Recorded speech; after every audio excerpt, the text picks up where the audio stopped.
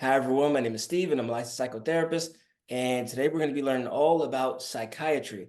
And we've had conversations about registered behavioral technicians. We've had conversations about school psychologists. Now we're going to hear about what it's like to be a psychiatrist. And today, joining us, I will have Dr. Ulrick Vieux, and we're going to go through some questions. So, you ready, Dr. Vieux? I'm ready. And All thank you right. for having me. Yeah, no problem. Okay, so first question is just introduce yourself and give maybe one interesting fact about you.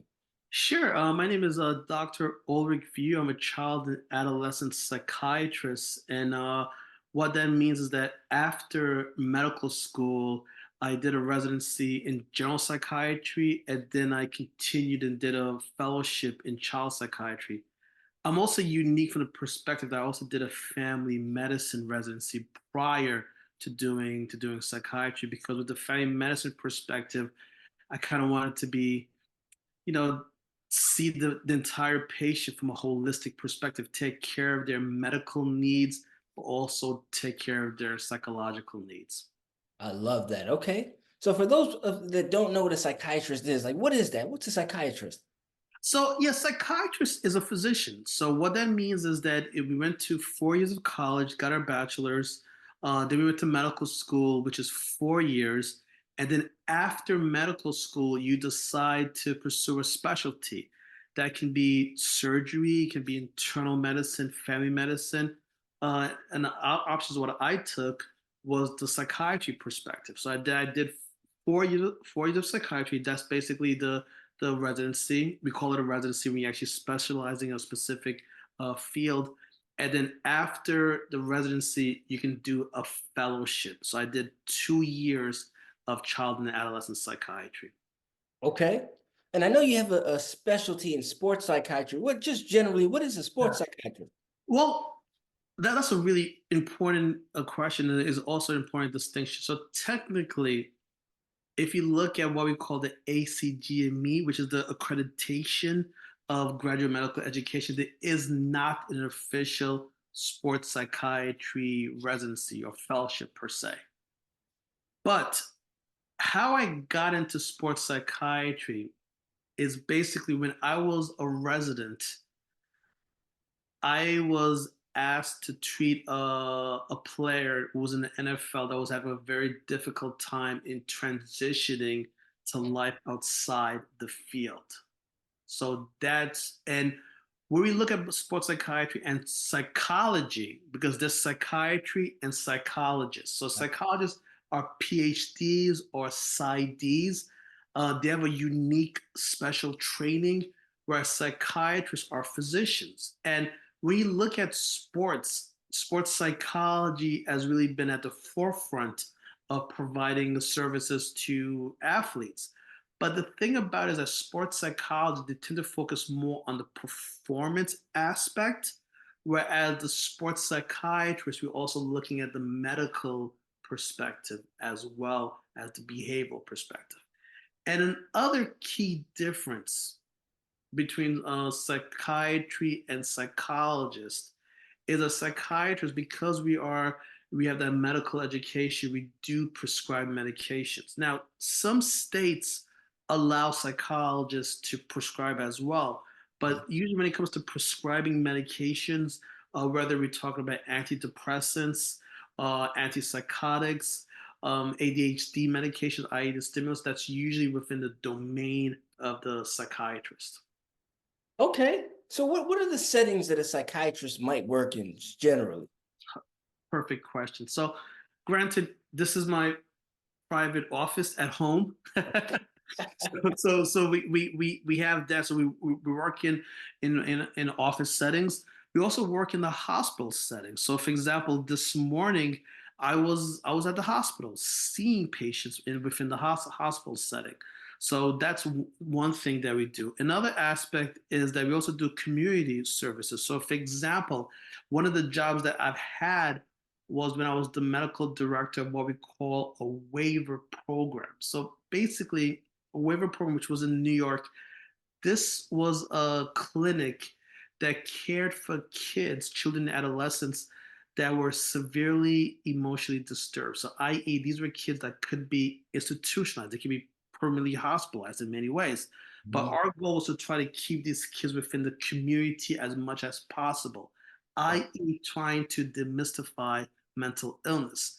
So what that encompassed would be that I would actually do home visits. I would do at least 6 visits a month well, the team would do about 6 visits, home visits a month, and I would often accompany the team with that. So you are able to see that child within the home environment. And Mm. the reality of the matter is that you can run away from mental illness, but mental illness will not run away from you. So it didn't matter whether I was at a $5 million Soho apartment in New York City or I was in the projects in Harlem. It is what it is. So I being able to actually go in a community like that, I basically love that. In addition to that, there are other aspects of that people can work with psychiatrists, i.e., they can do research. And many psychiatrists, that's what they do, full time research. Another aspect is teaching, whether teaching in a medical school, teaching behavioral health sciences in a college. So there are many things that one can do as a psychiatrist. Okay. And you kind of alluded to this or touched on this already. So it seems like you have a mix of both Mhm. private and then you as well, you work in the hospital. What does a typical day look like for you? Well, a couple of things. So I have my private practice. I Mhm. do work in a hospital, and I'm also faculty at a medical school. So basically, my day will start going to the hospital like around 8 o'clock, Okay. 8, 9, 9 o'clock. I will start seeing patients. I'm also do a lot of administrative work, so I will go to meetings as needed. So I'll basically see patients within the outpatient clinic. Occasionally, I will actually go to the hospital itself. So the hospital has multiple wings. Yep. So there's the outpatient setting. There's the emergency room. So I'll see patients in the emergency room, and there's also a service what we call CL, which stands for consultation liaison. So that, let's say that you have a 15-year-old kid who unfortunately tried to commit suicide by overdosing on pills. Well, first, that teenager has to be stabilized. So they have to go to the hospital. They may be in the ICU, intensive care unit, etc. So I will be called to see that person while they're in the hospital. Yep. So that's another aspect that we do with my day. In addition to that, I did mention the administrative role that I play. I also am involved in national organizations. So I function as the treasurer of ADPERT. ADPERT is an organization for uh, directors of psychiatry residency programs. I'm also the past president of the West Hudson Psychiatric Society, which is a division branch of the American Psychiatric Association. So, with that, what does that mean? Well, we give lectures to the public. We spend a lot of time talking to politicians. And basically, it's a network of psychiatrists in which we try to find ways in which we can better serve the community. I love that. So it seems very varied. I mean, like a lot of people, when they talk about the professions, they go in, they do the same thing over and over. Not in mental health. It's very, you can do Oh, different I things. mean, it's everything, and also, I mean, even from my hobby, I'm a proud member of Alpha Phi Alpha Fraternity Incorporated, Okay. and a major aspect. So about like 10 years ago, my chapter that was initiated in Zeta Lambda, we started a Healthy Men series. So it would be like psychiatrists, internal medicine person, nutritionists, behavioral science. We talk about issues, try to demystify mental illness. And I'm like really happy that our fraternity, but also just the D9 in general, they've really taken a interest in providing support and actually reaching out to the community. So, for example, there's a really prominent fraternity brothers of ours by the name of Dr. Sidney Hankerson. Mhm. And Dr. Hankerson does a lot of work in actually reaching out to churches. Yep. And that's cutting edge. I mean, you've got to be in the community. And that's one of the things that I think is important for psychiatrists to do. But I do say, to be brutally honest, as Black males, the profession of psychiatry has not always been kind to us. You Mm. have to look at the intergenerational trauma that we've experienced, whether you are a foundational Black American from the South, Yeah. or you're from the Caribbean, or you're from the actual continent. I mean, the reality of trauma has been real, and a lot of it has been mental abuse, Yeah. and we have to be able to cure that. So, for example, what am I talking about? I will never forget during my residency as a family medicine doctor doing rounds. Okay, and at that time, it was back in the day. I mean, the reality of the matter is that every generation says that their time was tougher than the new generation. So forgive me as I go on my high horse. But back in the day, when I was a resident, it was not uncommon for us to do 32, 34, 35-hour shifts in a row.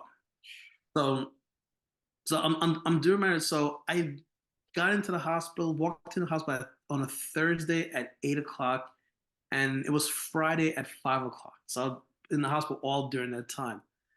So it's Friday at 5 o'clock. We're doing a last round so we can sign out to the next team that's gonna cover us. So I'm doing my rounds, and we walk into the room of elderly African American male from the South. This guy must have been either in his late 70s or early 80s. This guy was crying. So bawling, crying, crying, crying. And remember, this was family medicine. We were basically treating his hypertension. Okay, so this wasn't a psychiatric issue. This is purely a medical thing. So at that time, I was the first year resident. I was with the second year resident. I was with our chief resident. Okay, family medicine.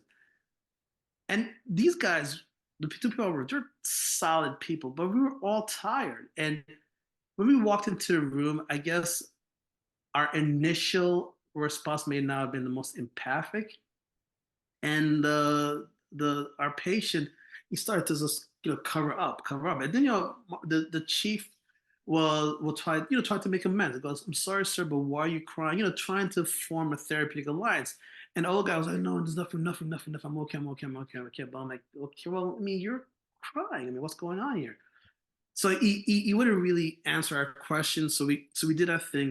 We see the blood pressure is still high.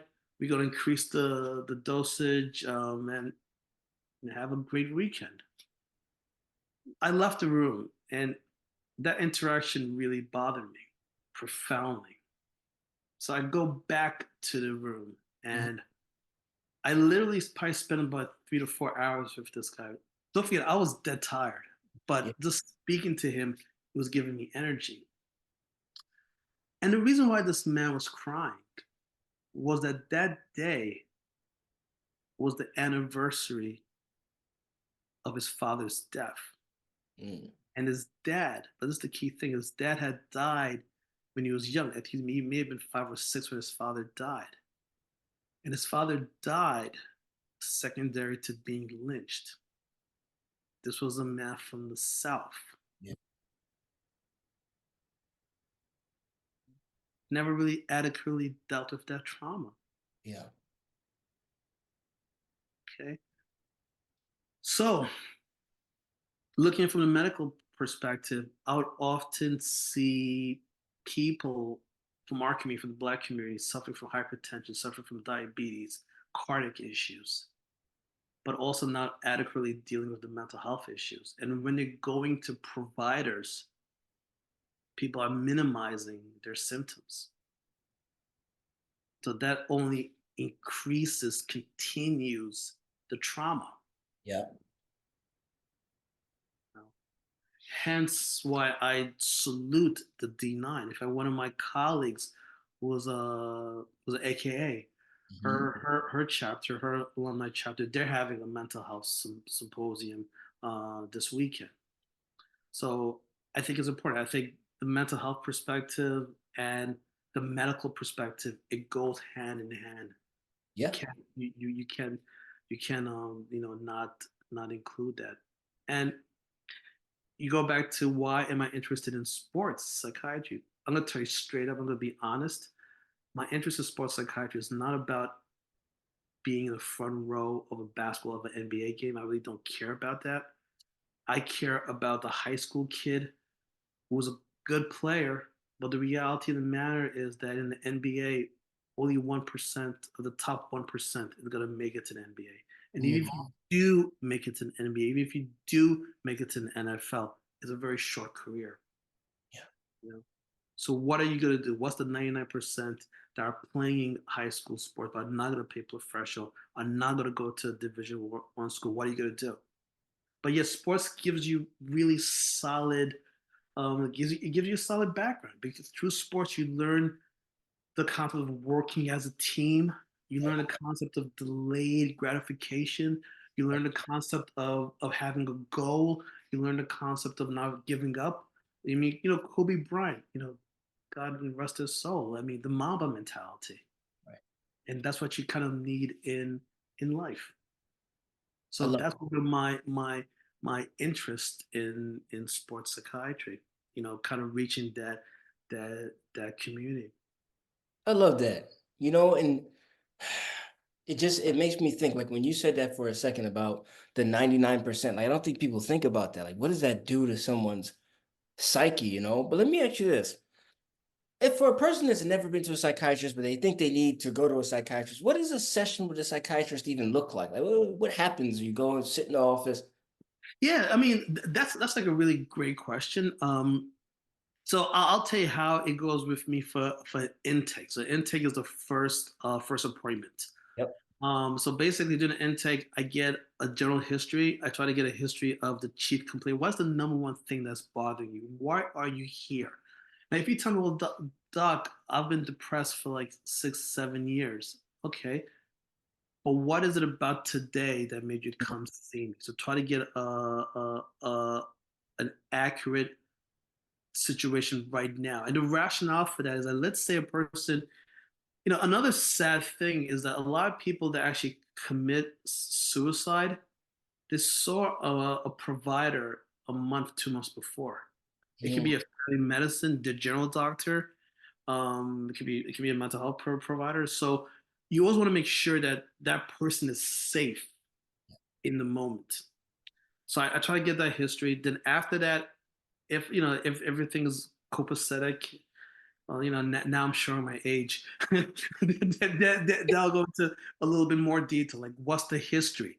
okay. Another important thing is trying to get family history. Family history is very important. So when I'm talking about family history, I'm talking about medical issues. I'm talking about psychiatric issues. I'm talking about substance abuse issues. I'm talking about whether there's a history of trauma. Mhm. There's a scale what we call the ACEs scale, adverse childhood experiences, and it basically showed that the more ACEs that you have, the more likely you're going to have severe you have medical issues. With that said, just because the ACEs is high, that doesn't mean that we can't treat you. It's all about being proactive. Right. So that I get like a complete history. Then we do a mental status exam. So I want to know where are you from a mental health perspective? I mean, do you have good insight? Are you able to think? Or what are your thoughts? Are you thinking clearly or are you not thinking clearly? Mhm. What are you an impulsive person? So, those are the type of things that I'm looking for. Just your general appearance. Okay. You Like know. that. I like that. Yeah. So, and even that can be kind of tricky too because I'll never forget again going back to my family medicine days. I remember seeing a young African American brother in probably early 30s. Dude was just dressed to the T's, to the nines. I mean, this guy was really, really, really sharp. But the issue with this young man is he was in massive denial of his diabetes. Okay, and even though and again this is during my family medicine day, so I did a physical exam, and part of the physical exam is like looking at you, making sure that everything is okay. And this young guy had a serious injury in his leg to the point where it was almost his leg was on the verge, on the stage of becoming gangrenous. Wow. So the thing is, like, here's a guy that's all dressed okay, but underneath, there's a serious injury because he's not taking care. He was in denial. And I'm thinking to myself, my God, how did you get to this point? Right. You know, and to the point it was the injury was so problematic, he was not even able to feel his leg, Wow. you know. So the point of what I'm trying to say is during that initial intake, from a psychiatric perspective, I'm trying to see how I can help you, but I'm also trying to get part of that is also getting deeper on what is your thought process. How do you view yourself Yeah. as it relates to the world at large? Hmm. I got to make a point there, and then I'm gonna get to the rest of it, almost at the end of this. But that idea of you have this young man, looks great, probably a handsome guy, great Yeah, style of dress, but underneath something was going on. I mean, how many people in our society today, they present themselves as just all put together, but underneath, we know because we talk to people, but exactly, under, exactly. okay. Yeah, yeah. How about any challenges? Because I know you've done a lot, right? You're on boards and you're active in the fraternity and you do a lot of stuff. Do you how in becoming a psychiatrist, have you had any challenges getting to this point? Oh my gosh. Yeah, I'm gonna tell you something. In life, Right. life is not a sprint. Life is a marathon. Right. And onward and upward, Sure. you want to embrace your challenges because your challenges makes you a better person. Right. So that's kind of been the attitude that I have had. I Hmm. think one of the ways that people can minimize um, some of these stressors is the importance of having a good support system. Yeah. Don't isolate yourself. But, but you need to do good work. You really need to be thorough in regards to the people that you choose to be in your inner circle. Yeah. Case in point, I remember when I was a medical student and I did my medical school in Philadelphia, and I was in North Philly, inner city hospital. And I remember it was a Friday night as well. I mean, there's something about Friday nights, right? In a hospital. So it was a Friday night, and I was talking to my attending, my boss, and I'm a medical student. This guy was already a physician, solid ER doc. And what was beautiful about it is that we'd be looking at cases, and he'd be breaking it down and just giving me the subtle nuanced aspects.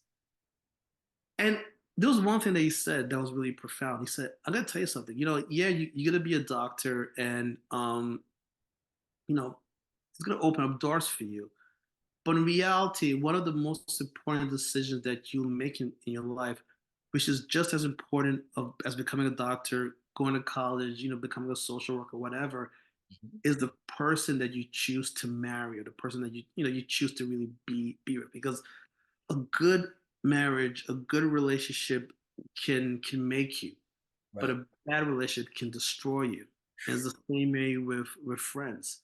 You got to be really, really careful with the friends that you choose. But once you find those friends, it's unbelievable. I mean, Mhm. and this is where the fraternity has helped me a lot. I mean, I look at my LB. I mean, I've got his back. He's got my back. I mean, I trust him completely, and I know that you relate to that, and that is that's a lifetime process, That's you right. know, till the day we die. Yeah. And you kind of want to live the type of life that not trying to be morbid, but I think there's a beauty in it. Like during your Omega service, people can say, "Well, this was a real one." Right.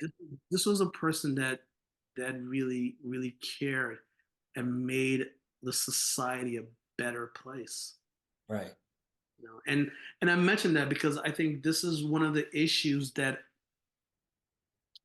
well, one of the things that has me concerned is that when I was in medical school, and I'm at the point where I'm middle age. I'm not an old head completely, but I'm not a young pup, right? Yeah. So when I was in medical school, we were specifically taught that the group that had the highest suicide completion were elderly white males, were alcoholics, underemployed, and were single. That this is a group that had the highest suicide, Yeah, and that blacks had the lowest suicide. That was what I was told. yeah, Right now, there's an epidemic of suicide amongst black males and black teenagers. The yeah. numbers are increasing. And I'm wondering what is the cause of that? And I really think it's the isolation, not being able to connect with people, Right.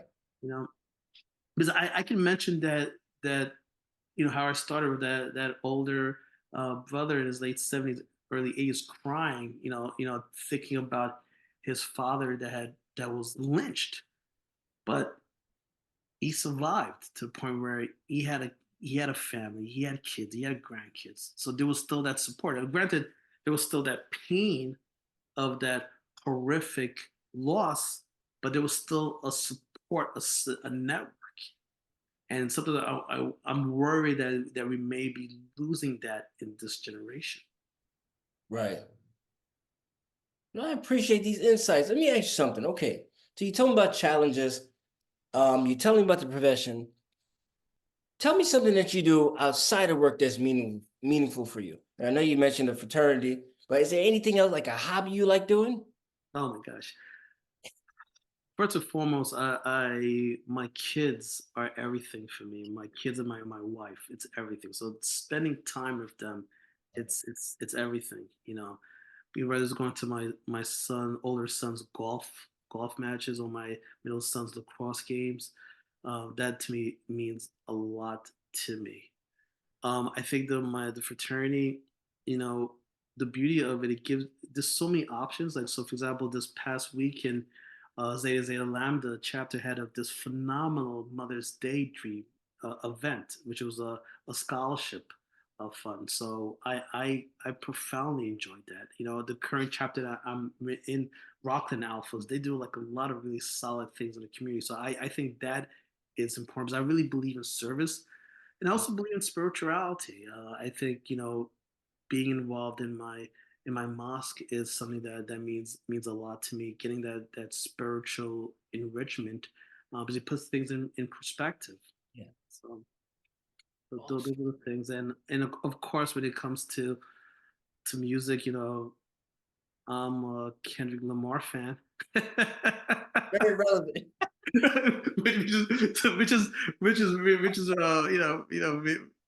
But of course you can't forget the old school, like Tribe Called Quest. They are Yeah, so that's right. That's right.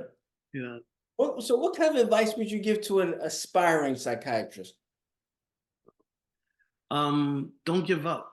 I mean, I'm a firm believer, if that dream has been implanted in your brain, continue that journey, because it's people it's a field that's profoundly needed, Right. and not just in America, but I think the field of behavioral health is something that's needed throughout the world. Mhm.